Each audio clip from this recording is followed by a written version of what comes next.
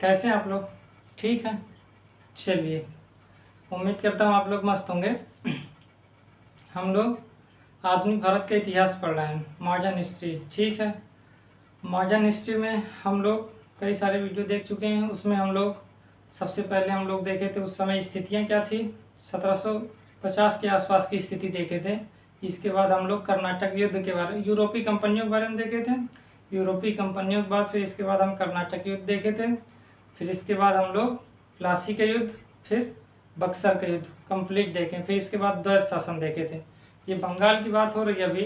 प्लासी का युद्ध, बक्सर का युद्ध और द्वैत शासन, ये सब बंगाल की बात हो रही है, क्योंकि बंगाल पर ही सबसे पहले अंग्रेजों ने नियंत्रण किया। तो जहाँ पास नियंत्रण करेंगे तो सबसे पहले उसी के बारे में तो देखेंगे। तो हम लोग ये सब जो देखें वो बंगाल के बारे में था। ठीक, तो अब हम इसके बाद हम लोग इससे पहले वीडियो में ये देखे थे कि हम लोग बंगाल के बक्सर के युद्ध का पूरा परिणाम भी देख चुके थे, द्वैत शासन भी देख चुके थे। इसके बाद ये बताया गया था कि इसके बाद पढ़ा क्या जाएगा। तो हम लोग गवर्नर जनरल के बारे में देखेंगे।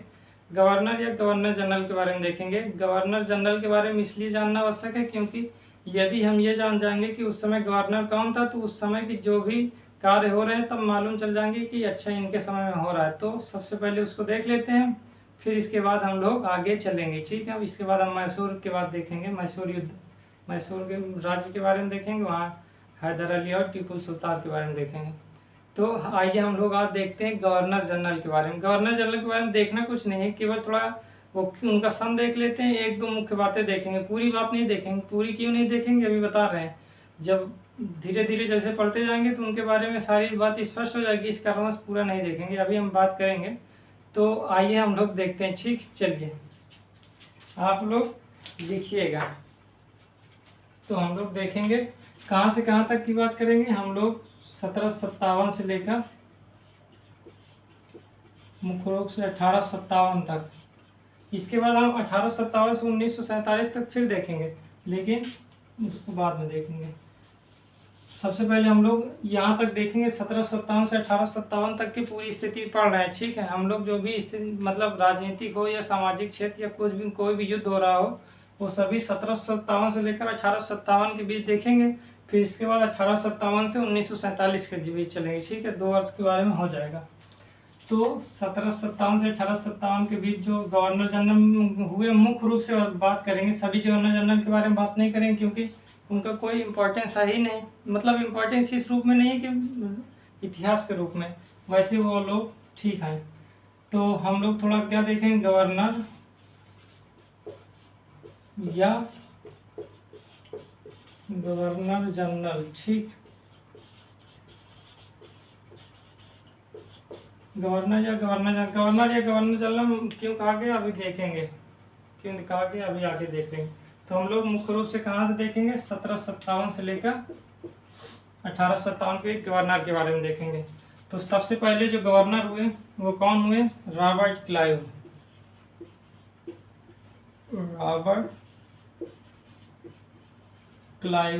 ठीक, रॉबर्ट क्लाइव कब से कब तक था, तो इसका सन 2 है।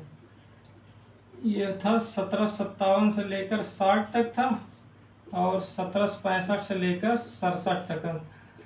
बीच में ये चला गया था, मतलब इंग्लैंड चला गया था, मतलब ब्रिटेन चला गया था। वहाँ चला जाने के बाद 1760 के बाद चला गया था, फिर आया था और 65 में 67 तक फिर रहा, फिर वापस चला गया। बाद में इस पर आरोप लगेंगे और बाद में ये आत्महत्या भी करता है। तो रॉबर्ट क्लाइव का सन आप देख लीजिए, 1757 से 60 तक और 1765 से 67 तक। इसके मध्य एक गवर्नर थे वेंसिटाट नाम के, उनके बारे में जानना है नहीं क्योंकि वो महत्वपूर्ण ही नहीं। तो अब आप ये बताएं कि रॉबर्ट क्लाइव के बारे में कुछ भी जानना हो तो हम लोग 1757 से 60 के मध्य और 1765 से 67 के मध्य अगर जान गए कि क्या क्या हुआ है, तो हम लोग रॉबर्ट क्लाइव के बारे में जान सकते हैं कि इसकी उपलब्धियां क्या क्या थी। तो 1757 से 60 के मध्य हम लोग सब चीज़ देख चुके हैं। प्लासी का युद्ध हुआ है, हम लोग देख ही चुके हैं। संसाधनों का प्रयोग हुआ, वो भी देख चुके हैं। इसी मध्य कर्नाटक का युद्ध भी हो रहा था, और किसके नेतृत्व में, इसी के नेतृत्व में, तो वो भी देखे हैं। 1765 से 67 के मध्य ये देखें कि द्वैत शासन लगाया गया है और हमारा इलाहाबाद की प्रथम संधि, द्वितीय संधि और बंगाल के साथ संधि हुई और श्वेत विद्रोह हुआ इसी बीच। तो सब चीज़ तो हम देख चुके हैं पहले ही। जब ये सारी चीज़ देख ली हैं तो अब रॉबर्ट क्लाइव के बारे में कुछ बचा ही नहीं है देखने के लिए। देखने के लिए इसलिए नहीं बचा क्योंकि इसके बारे में हम सबसे पहले देख चुके हैं, इस समय की सारी स्थितियां तो देख चुके हैं, तो उसकी उपलब्धियां भी यही होंगी जो उस समय स्थितियां पढ़े थे, उपलब्धियां हुए। तो हम लोग एक देख लेते हैं रॉबर्ट क्लाइव के बारे में, एक खाका खींच लेते हैं, ठीक है, कि किस प्रकार हम किसी रॉबर्ट क्लाइव या किसी भी गवर्नर के बारे में अगर जानना हो तो क्या स्थिति रहेगी उसके बारे में देख लेते हैं।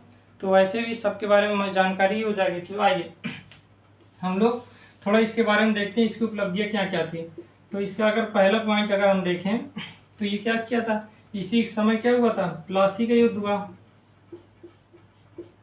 प्लासी का युद्ध, ठीक, प्लासी का युद्ध हुआ, इसी के नेतृत्व में हुआ। तो इसकी एक उपलब्धि है, कब हुआ था, 1757 में जून में हुआ।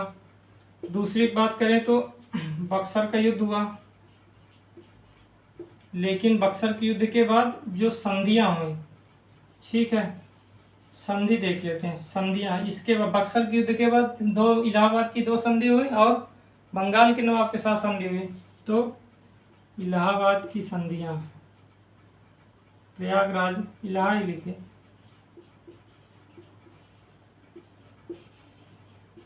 की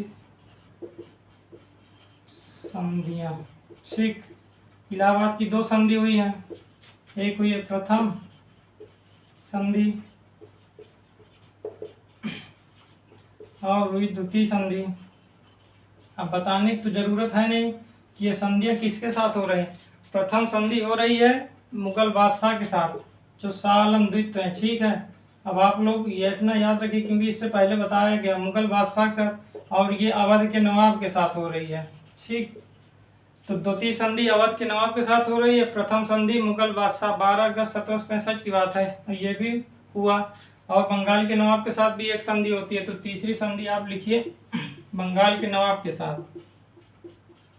बंगाल के नवाब के साथ एक संधि होती है, फरवरी में होती है 1765 में, ठीक। इसके बारे में हम लोग देख चुके हैं। और कौन कर रहा है संधि, संधि क्लाइव ही कर रहा है। बक्सर के युद्ध के समय ये नहीं था, लेकिन उसके बाद आया है, और जो संधियां हुई हैं इसी के कारण, मतलब इसी के नेतृत्व में हुई है, जो संधियां हुई हैं इसी के नेतृत्व में। तो आप लोग उपलब्धियों में इसको लिखते जाइएगा, प्लासी के युद्ध किसके समय हुआ, इसी के साथ, मतलब इसी के नेतृत्व में हुआ, और इस समय गवर्नर भी यही है। इलाहाबाद की संधियां हुई, प्रथम संधि और द्वितीय संधि, कौन, प्रथम संधि हुई मुगल बादशाह शाह आलम द्वितीय के साथ, और द्वितीय संधि किसके साथ, शुजाउद्दौला के साथ हुआ है, अवध का नवाब था, ठीक है, क्योंकि वो बक्सर के युद्ध में दोनों हार चुके हैं, ठीक, इस कारणवश हुआ है। और इलाहाबाद की संधि भी यही किया, इसका मतलब उपलब्धि में एक ये भी हो गया। बंगाल के नवाब के साथ भी संधि हुई है, बंगाल के नवाब के साथ संधि ये हुई थी कि सेना की कमी की जाएगी और एक नायब सूबेदार के द्वारा प्रशासन किया जाएगा। इसके बारे में पीछे देखिएगा, बताया गया, ठीक। तो पीछे मतलब इसके पहले वाले 2-3 वीडियो पहले देखेंगे तो बताया गया। तो बंगाल के नवाब के साथ संधि हुई। तो ये उपलब्धियां तो हैं इसकी, तो उपलब्धियां में चौथा लिखिए।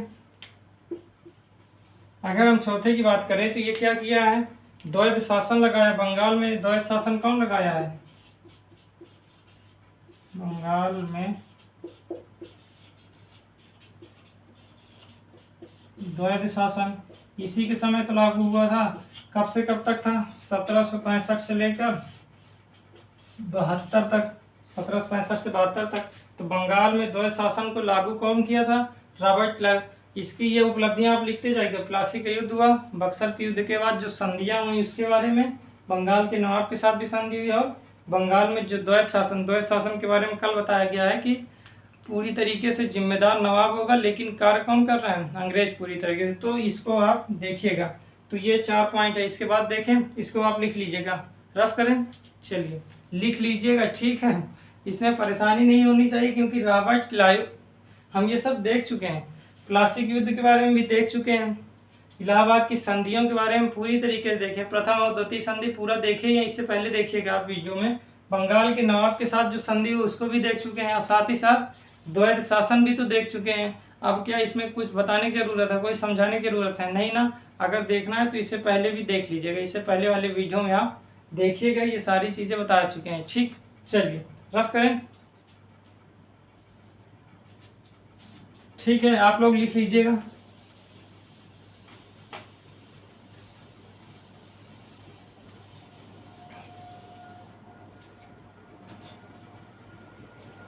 इसके बाद हम कहें पांचवा, तो श्वेत विद्रोह को दबाया। ठीक है, श्वेत विद्रोह को दबाया, ये भी इसकी उपलब्धि कह सकते हैं। ये क्या है श्वेत विद्रोह? श्वेत विद्रोह में क्या हुआ करता था कि जो तीन प्रेसिडेंसी शहर थे, यहाँ पास दोहरा भत्ता दिया जाता था अधिकारियों को, तो इन अधिकारियों की दोहरा भत्ता पर रोक लगा देता है। ठीक है, इसके बाद विद्रोह होता है तो उसको वो रोकता है, जिस कारणवश इसे श्वेत विद्रोह कहा गया है। और बहुत सारा भ्रष्टाचार भी होता है, उसको भी रोकने का प्रयास किया था, तो इसे श्वेत विद्रोह कहा गया। तो इसकी एक उपलब्धि ये भी है, श्वेत विद्रोह को दबाया भी है। ठीक है, और कह सकते हैं इसकी एक उपलब्धि कर्नाटक का जो द्वितीय युद्ध हुआ था का द्वितीय युद्ध में ये नेतृत्व किया था। ठीक है, इसमें भी एक स्थान पर फ्रांसीसी जीते थे, एक स्थान पर अंग्रेज जीते थे। कर्नाटक और हैदराबाद में युद्ध हुआ, मतलब उत्तराधिकार को लेकर। तो एक पक्ष में कौन थे? अंग्रेज थे, और एक पक्ष में फ्रांसीसी। तो हैदराबाद और कर्नाटक में एक एक स्थानों पर, एक में शामिल कौन हुए? क्लाइव, मतलब उसके शासन किया, और दूसरा जो अंग्रेज डुप्ले था, मतलब जो फ्रांसीसी डुप्ले था, वो किया। ठीक है, तो कर्नाटक के द्वितीय युद्ध में भी इसकी भूमिका रही है। ठीक, तीसरा युद्ध में संसाधनों का प्रयोग भी किया था, इसी के नेतृत्व में संसाधन भेजे गए थे, जो काउंट लाली। ठीक है, जो जनरल आयर को काउंट लाली पराजित करते हैं, तो वहाँ पास बातचीत हुई थी। कर्नाटक युद्ध में ये सब देख चुके हैं, तो बताने की अब जरूरत है नहीं कि कर्नाटक का द्वितीय युद्ध क्या है, कर्नाटक तृतीय युद्ध क्या है, प्लासी का युद्ध क्या है, बक्सर का युद्ध क्या है, द्वैत शासन क्या है, ये सब बताने की जरूरत है ही नहीं, क्योंकि पहले बताया जा चुका है। ठीक, तो कोई परेशानी तो नहीं, रफ करें। चलिए, तो ये था क्या था? गवर्नर के बारे में। कोई परेशानी तो नहीं है, केवल रॉबर्ट क्लाइव के बारे में रफ करें। ठीक है, तो इतना ही था। इसके बाद कहते हैं कि ये रॉबर्ट क्लाइव यहाँ से बहुत धन कमा कर गया था, मतलब गवर्नर था। गवर्नर के पास बहुत ढेर सारा पैसा कैसे आ सकता है, वहाँ के लोगों को शक हुआ, और इसके बाद वहाँ पास कहते हैं कि इस पर मुकदमा भी चला संसद में। फिर इसके बाद कहते हैं कि ये निर्दोष साबित हुआ, लेकिन इसका कहते हैं कि सम्मान बहुत ज़्यादा घटा, इसलिए कि ये भ्रष्टाचार में लिप्त था। इस कारणवश वहाँ पास लोगों में जो इसकी छवि हुई खराब हुई, जिस कारण से क्या करता है, बाद में अपनी आत्महत्या कर लेता है। ठीक, इतनी बात है, उसको लिखना नहीं था, ये केवल इतना ही लिखना था, इतना जितना पॉइंट लिखाया गया था इतना ही लिखना था। ठीक, रफ कर दें। चलिए, तो एक के बारे में और देख लेते हैं। इसके बाद आते हैं वारेन हेस्टिंग्स, दूसरे हमारे जो गवर्नर हैं, गवर्नर और वारेन हेस्टिंग्स। ठीक है, वारेन हेस्टिंग्स, इनका कार्यकाल तो जानते ही हैं, 1772 से लेकर 85 तक ये रहते हैं, वारेन हेस्टिंग्स। ठीक है, ये गवर्नर और गवर्नर जनरल दोनों रहते हैं। ठीक है, गवर्नर भी रहते हैं और गवर्नर जनरल रहते हैं। क्यों? क्योंकि 1773 में रेगुलेटिंग एक्ट आता है। रेगुलेटिंग एक्ट आने के बाद जो बंगाल के गवर्नर, उसको गवर्नर जनरल कहा जाने लगा था। इस कारणवश ये गवर्नर भी थे और गवर्नर जनरल भी थे। ठीक, तो इनमें क्या है उपलब्धियां, थोड़ा बहुत देखें। ठीक, तो ये क्या किए हैं, द्वैध शासन जो लगाया गया था 1765 से 72 तक चला था, तो द्वैध शासन की समाप्ति हुई। ठीक है, तो ये क्या किए हैं, द्वैध शासन को समाप्त कर दिए। ठीक है, द्वैध शासन कब से कब तक था, 1765 से लेकर 72 तक। 72 में ये आए और द्वैध शासन को क्या कर दिए, समाप्त कर दिए। द्वैध शासन का मतलब दोहरा शासन होता है। इससे पहले वीडियो देखिएगा, उसमें पूरी तरीके से बताया गया, तो आप बताने की जरूरत नहीं कि द्वैध शासन क्या है, शब्द में मत उलझिएगा। ठीक है, तो द्वैध शासन को समाप्त कर दिया, पहले इनकी उपलब्धि यही थी। दूसरा क्या था, दीवानी अदालत,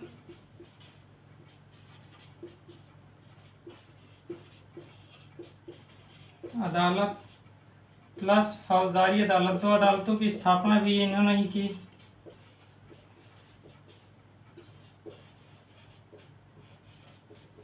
अदालत, ठीक है, फौजदारी अदालत की स्थापना इन्होंने की बंगाल में, ठीक। तो इनका इसमें ही योगदान है। दीवानी अदालत में जो इसका मतलब प्रमुख हुआ करता था, मतलब जो पूरा देख रेख हुआ करता वो कलेक्टर के माध्यम से होता था, ठीक है। कलेक्टर अंग्रेज नियुक्त करते, लेकिन फौजदारी अदालत में जज हुआ करते थे, लेकिन जो कानून होता था, यदि हिंदुओं में यदि मतलब दंड देना है तो हिंदू कानून के अनुसार दिया जाता था, और यदि मुस्लिमों को दंड देना तो मुस्लिमों के द्वारा किया जाता। तो यहाँ पास 11 संत को बैठाया जाता था, जो अपने धर्म शास्त्रों के अनुसार दंडित करवाते थे, ठीक है। उनको जो संत रहते थे उनके धर्म शास्त्रों के अनुसार वहाँ के जज जो हुआ करते थे वो न्याय दिया करते थे।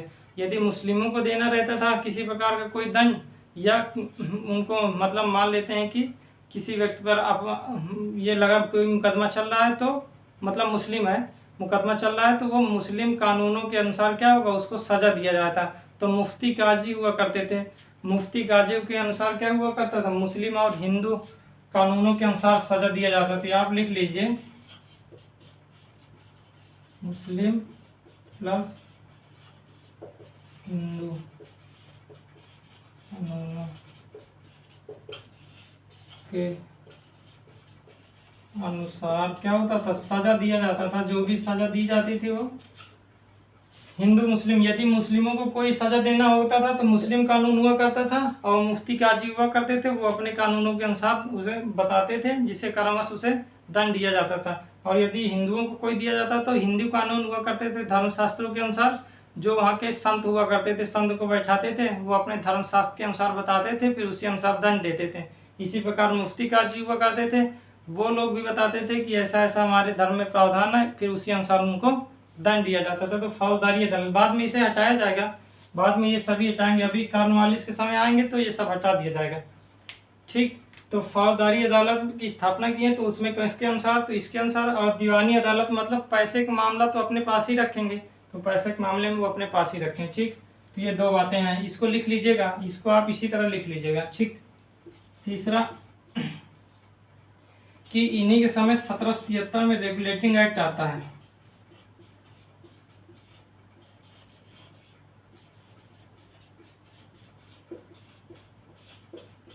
रेगुलेटिंग एक्ट, ठीक है, रेगुलेटिंग एक्ट। तो रेगुलेटिंग एक्ट आता है 1773 में। इस एक्ट में क्या कहा गया, आप ये जानिए कि गवर्नर को गवर्नर जनरल बना दिया गया। बंगाल का जो गवर्नर है वो गवर्नर जनरल हो गया पूरे बंगाल का, और जो मद्रास और बॉम्बे के जो गवर्नर होंगे वो इसके अधीन होंगे। इसमें ये कहा गया, और भी कई सारे केंद्रीय प्रशासन की नींव इसी समय पड़ी। फिर इसके बाद और भी बहुत सारी चीज़ें, तो आप लोग ये मत जानिए, इसी के तहत ही सुप्रीम कोर्ट का गठन किया गया, स्थापना की गई वहाँ पास। और इसके बाद क्या किया गया, वहाँ पास ये कहा गया कि भारतीयों से अब रिश्वत नहीं लिया जाएगा, किसी प्रकार का कोई घूस नहीं होगा, निजी व्यापार नहीं करेंगे। तो ये कई सारी बातें थी रेगुलेटिंग एक्ट के बारे में। जब हम सारे एक्ट देखेंगे, रेगुलेटिंग एक्ट देखेंगे, चार्टर्ड एक्ट देखेंगे, तो वहाँ पास ये सब एक साथ हो जाएगा। तो आप परेशान बिल्कुल मत रहिए कि रेगुलेटिंग एक्ट, ये जानिए कि इस समय रेगुलेटिंग एक्ट आया है और इसके तहत ही गवर्नर को गवर्नर जनरल बनाया गया, ठीक है। तो ये तीन बात आप लिख लीजिए, रफ करें। चलिए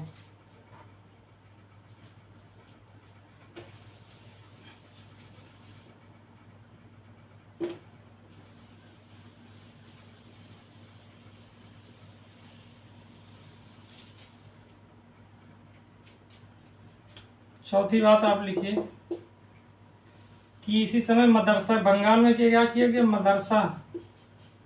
मदरसा की स्थापना की गई थी, ठीक है।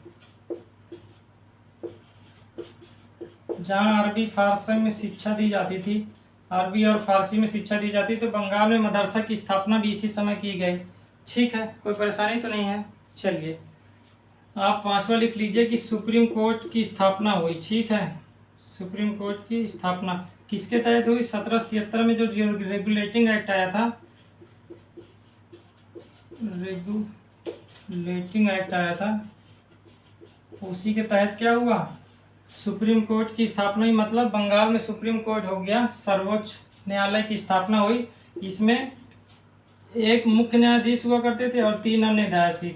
सर इलीजा इम्पे क्या हुआ करते हैं? सर इलीजा इम्पे प्रथम, इसे आप लिख लीजिए, मुख्य न्यायाधीश के बारे में लिख लीजिए, सर एलिजा इम्पे। ठीक है, सर इलीजा इम्पे क्या हुए? मुख्य न्यायाधीश थे। आप मुख्य न्यायाधीश में सर इलीजा इम्पे और 3 अन्य न्यायाधीश हुआ करते हैं, जानना नहीं है। कहते हैं कि हाइक थे। ठीक है, हाइक जैसे लोग 3 लोग थे, लेमेस्टेयर भी थे, हाइक थे और एक व्यक्ति थे। तो 3 न्यायाधीश अन्य थे और एक व्यक्ति सर इलीजा इम्पे। मुख्य न्यायाधीश को आप लिख लीजिए कि ये बहुत इंपॉर्टेंट है, पूछा गया है। ठीक है, तो सुप्रीम कोर्ट की स्थापना भी इसी समय हुई। कोई परेशानी तो नहीं है? चलिए, तो ये था हमारा दो लिखिए है, आप ज़्यादा मत लिखिए। हो गया कौन कौन हमारे?